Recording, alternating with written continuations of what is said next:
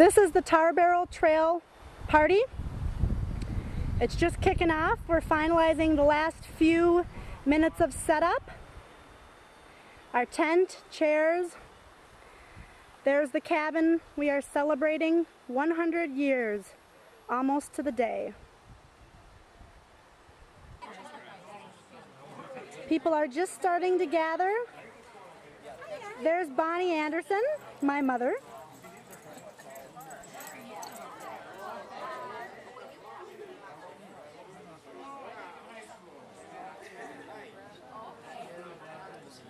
Our music tonight is by Kenwood Slim, Larry Rennerfeld. He's just setting up. We have Linda LaFrance doing the name tag table. Hi Linda, thank you. And the mosquitoes are loving her. Oh, you did And a good job. we have the guest book over here. And the keg was just tapped. There's my husband Pete. Perfect, just for Oh, there's not so much foam anymore. Very good. No, there's a good. This is for Ruffy and Jane. Here's Joanna. Hi, say hi to Mom and Dad. And Bruce and Frank. Thank you. There's Trisha. Sharon and Julie and Guy. Pete, Jennifer, Bruce, Linny.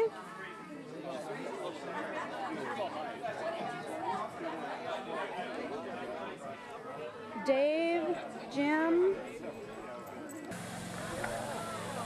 Happy anniversary to the Andersons. Liquor license.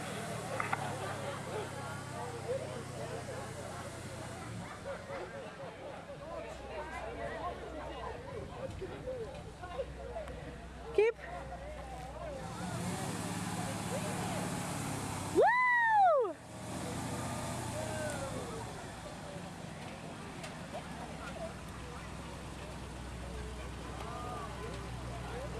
Hey, Greg.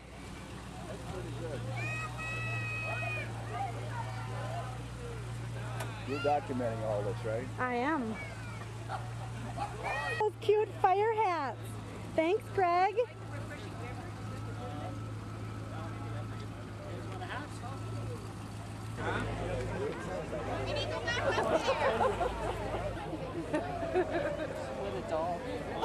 Lindsay, can I sneak in the house if I need to? Oh yeah, use either of the cabins, sure.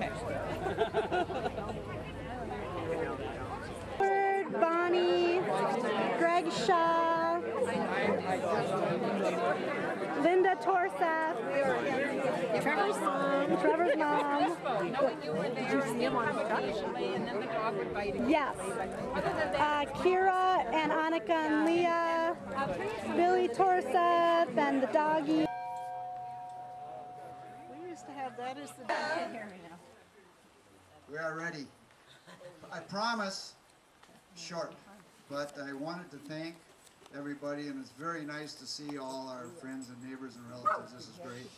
I think you all know it's the 100th anniversary of this piece of land. That building right there was built by an unknown fisherman who I'm trying to find out his name in 1910. And then he sold it to my grandparents in 1921. And so we've been up here since then. You know, this area kind of grew up in concert with International Falls and Fort Frances, as you all know. And I thought just a little bit of history for the younger ones to know what happened here and how we ended up where we are today, and to remind everybody that it's really our responsibility to keep this a nice place. You know, it's been this way for 100 years, and just kind of think about it, what it's going to be like in another 100 years. It's kind of our responsibility to make sure it's still nice and great for our kids and our grandkids. So please keep that in mind. And again, I guess it's a yellow truck. Cough up a few bucks when you're asked to donate to the local fire department. So as I mentioned, the place kind of grew up with International Falls and Fort Frances. The railroad, of course, came to the local area here in the early 1900s, and so there was a market for fishing. And so the fishermen, there was quite a few fishermen on Rainy Lake, both sides of the border, because they had a market to Winnipeg and Chicago and Minneapolis. They love dogs. It's Casey, Ed, it's Casey again. Casey, by the way, she's banned from Shay Shay. So you can see, you can probably tell why. But anyway, the fisherman builds this place in 1910. He had tar barrels on these beaches here on the northwest side, and that's the name.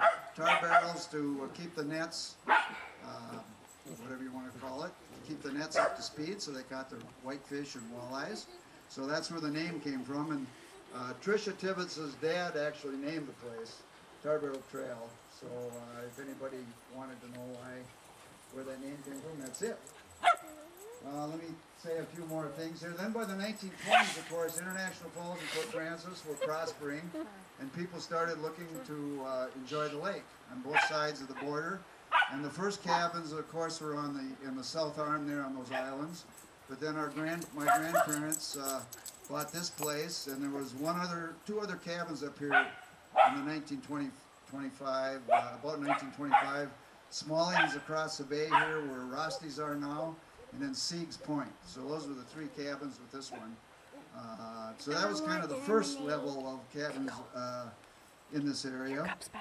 And then I guess one other significant thing was the area was logged, got the date here, in 1933. Shelvin Clark logged this area. My grandmother, though, was smart enough to talk them into leaving some of these big trees. So we have these trees are a couple hundred years old here, and the loggers did not cut down some of these beautiful big pines here, so that's kind of a neat feature of our area here. Shelvin Clark.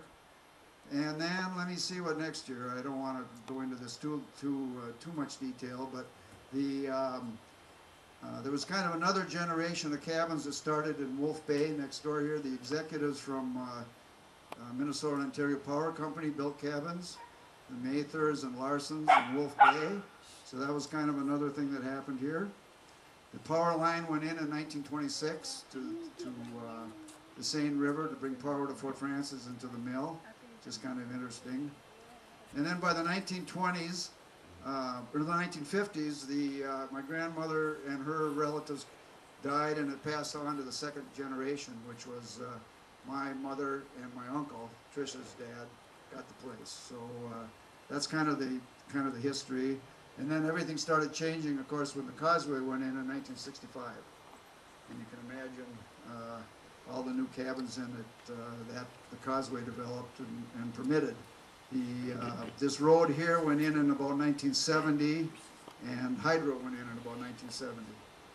And then, so the cabins started appearing about that time. What else? There's one little piece of interesting information. There was iron mining for one summer in 1965 up there at the intersection of Hopkins Bay Road and Reef Point Road. So that was kind of an interesting situation.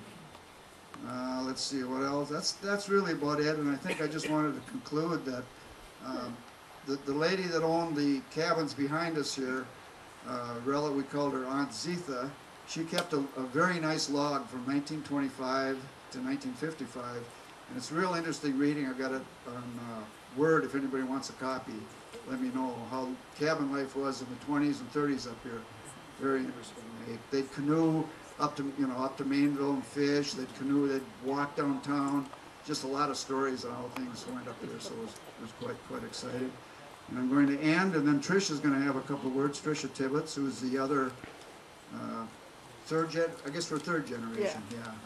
Have a few words. But I wanted to read what Zitha said as she left this place. She left in, she had her diary, and her last entry was 1955, and she moved to California. She said, as Z leaves her camp, she hopes that it will bring joy and happiness to those who come after, as it has given us. Please treat it tenderly and kindly. Blessings to all who enjoy it. Same goes for me. Hey. Oh boy. The rest of my relatives, wish they could be here. Dick and Ruffy and Kathy. And I was really fortunate I could make it here, thanks to my sweet daughter. Paul's idea. But, you know, we were really blessed.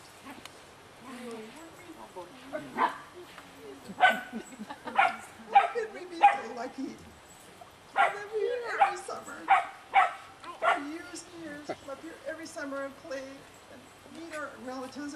Our huge family on my mother's side was here every summer.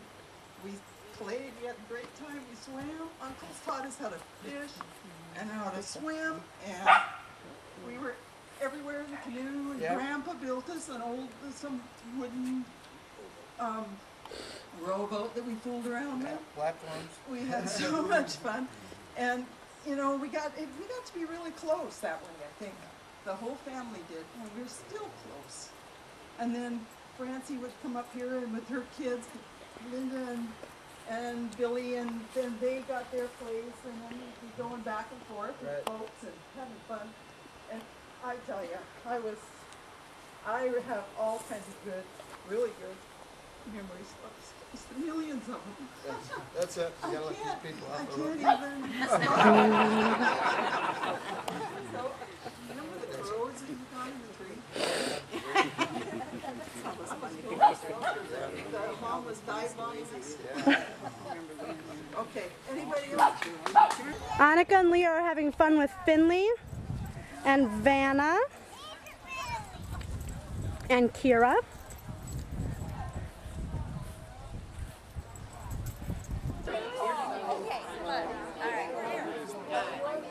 All the cousins getting ready for a picture.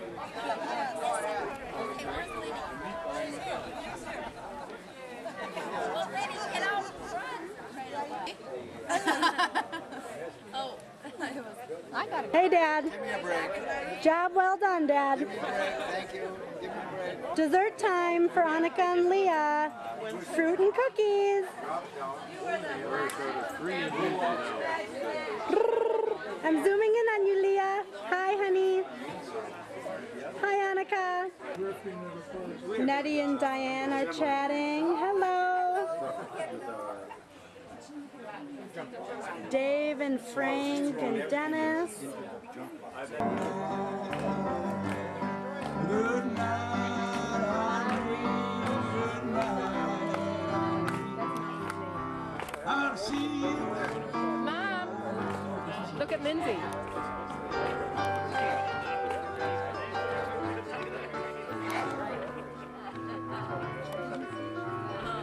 Good night, Irene.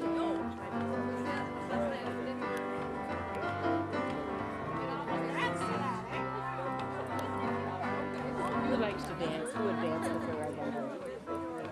This is Ed Kimmer. Stop your rambling. Stop your gambling. I must be allergic to because I started to sneeze as soon as I started talking. Berkeley, is he here? No, he left this morning with his grandma. Oh, okay. You guys are having fun together. This is great. This is the what, 4th or 5th or 6th generation of Rainy Lake kids. Yeah, it is.